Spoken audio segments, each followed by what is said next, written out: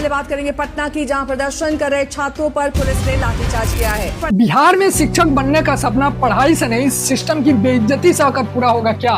सालों तक तैयारी करो, फॉर्म भरो, एग्जाम दो, रिजल्ट का इंतजार करो और फिर सरकार बोले थोड़ा और इंतजार करो।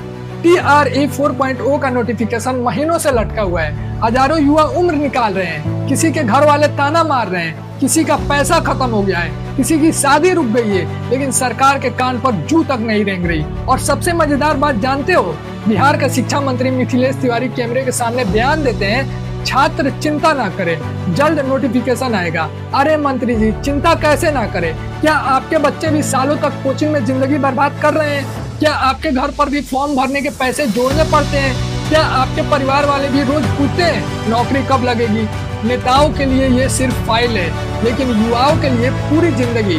जब छात्र सड़क पर उतरते हैं तो नौकरी नहीं मिलती, उनको दौड़ा दौड़ा कर उनके ऊपर लाठियां बरसाई जाती है।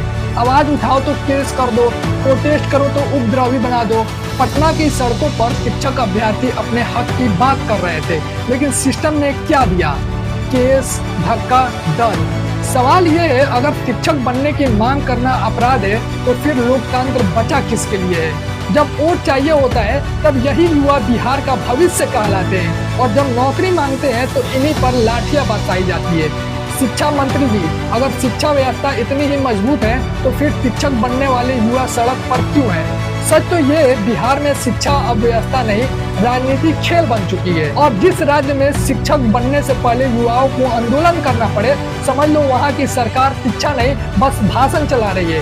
याद रखना, जिस राज्य में शिक्षक सड़क पर न्याय मांग रहे हो, उस राज्य का भविष्य पहले से खतरे में है। और सबसे बड़ी विडंबना, जो युवा बच्चों को संविधान पढ़ाने वाला है, आज वही अपने अधिकार के लिए सड़क पर पीटा जा रहा है। बिहार के युवाओं को नौकरी नहीं, बस तारीख पर तारीख मिल रही है।